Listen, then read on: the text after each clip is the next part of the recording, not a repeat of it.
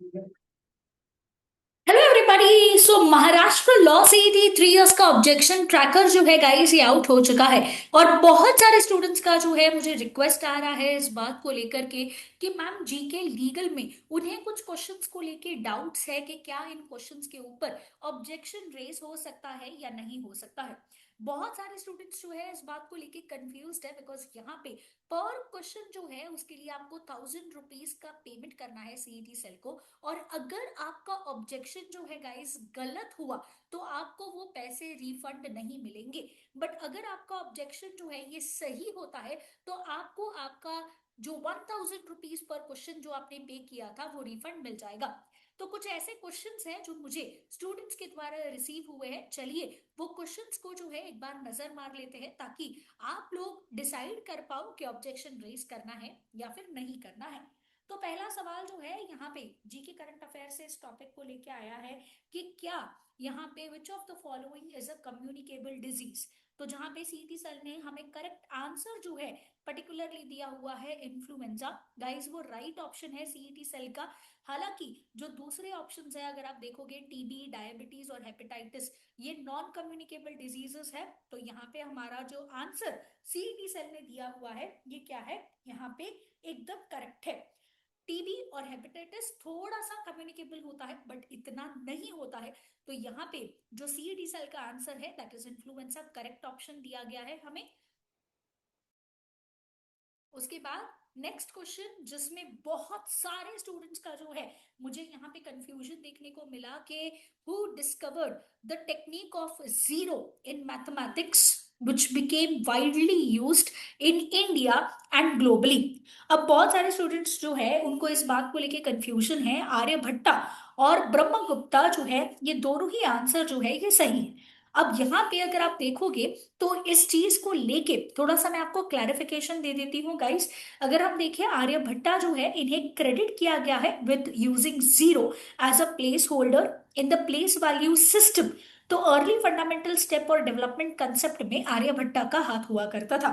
But अगर हम देखें जो है गुप्ता थे इन्होंने फर्स्ट पर्सन ऐसे थे जिन्होंने फॉर्मली डिफाइन किया जीरो को as a number and rules इन्होंने प्रोवाइड किए थे अरिथमेटिक ऑपरेशंस को लेके जिसमें जीरो इन्वॉल्व था।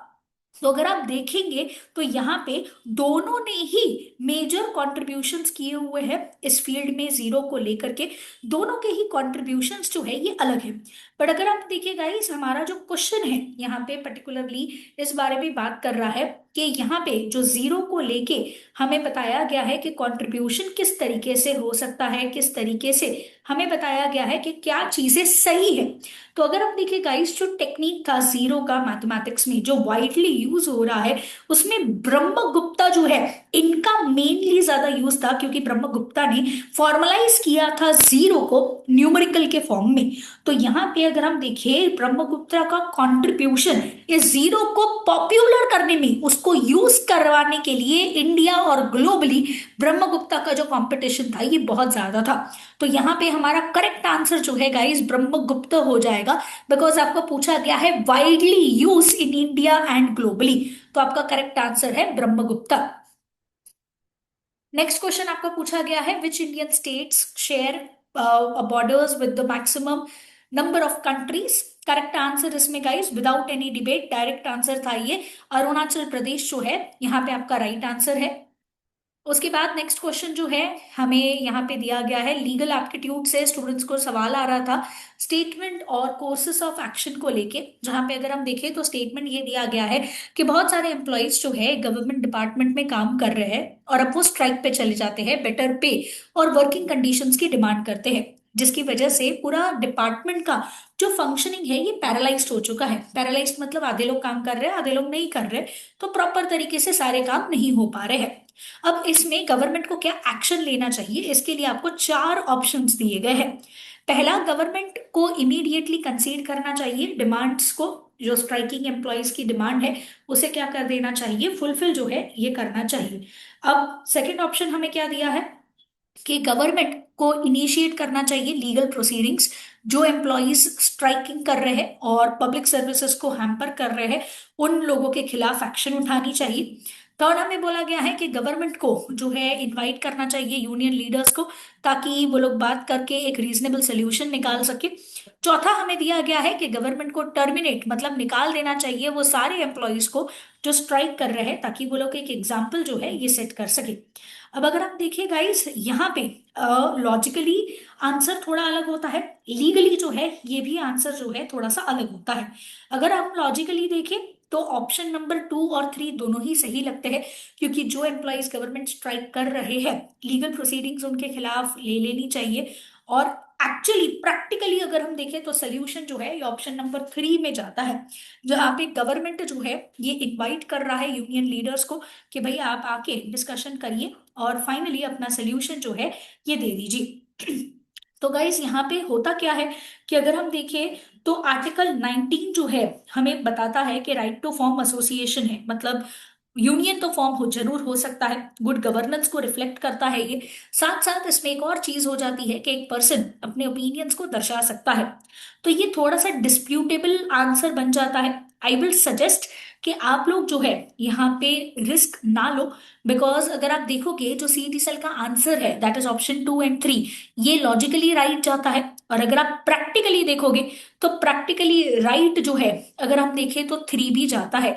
तो थोड़ा सा डिस्प्यूटेबल बन जाता है, बट आइडियली अगर हम देखें तो ऑप्शन नंबर 3 जो है ये राइट हो सकता है। उसके बाद नेक्स्ट हमें बताया गया है who is eligible to become a member of legislative council in India. Again बहुत ही क्लियर कट आंसर था, एलिजिबिलिटी के बारे में हमें पूछा गया था। तो article 173 of constitution of India बोलता है कि एक पर्सन जो है विधान परिषद का जो मेंबर बनना चाहता है वो पर्सन एक सिटीजन ऑफ इंडिया होना चाहिए, 30 ईयर्स उसकी एज होनी चाहिए, क्वालिफिकेशंस जो प्रिस्क्राइब्ड है बाय द पार्लियामेंट फुलफिल होना चाहिए, एंड फिर हमें बताया गया है कि उसके अलावा कुछ और इंडिविजुअल्स भी हो सकते हैं। तो इसमें हमारा करेक्ट ऑप्शन जो है यहाँ पे 30 ईयर्स का हो जाएगा, और वो पर्सन नॉमिनेटेड भी होना चाहिए बाय द लेजिस्लेचर। सो जो करेक्ट ऑप्शन सीईटी सेल ने दिया है बराबर है। नेक्स्ट पुट्टस्वामी जजमेंट हमें दिया गया है, जहां पे लैंडमार्क केस में हमें बताया गया है कि इसका आउटकम जो है ये क्या था। अगेन बहुत ही क्लियर कट आंसर था, विदाउट एनी डिस्प्यूट हम बोल सकते हैं कि यहाँ पे हमें बताया गया था it was recognised as a part to right to life and personal liberty, जो है पर्टिकुलरली प्रिवेसी को लेके यहाँ पे बात करी गई है। तो क्लियर कट जो सीटी सेल का आंसर है वो सही है। So that's it guys, I think मैंने यहाँ पे डिटेल में आपको बता दिया है। सिर्फ एक ही क्वेश्चन ऐसा है जहां पे थोड़ा सा डिस्प्यूटेबल है। आई विल सजेस्ट अगर आप करना चाहो तो कर सकते हो, otherwise it is your option, आप उसे स्किप आउट भी कर सकते हो।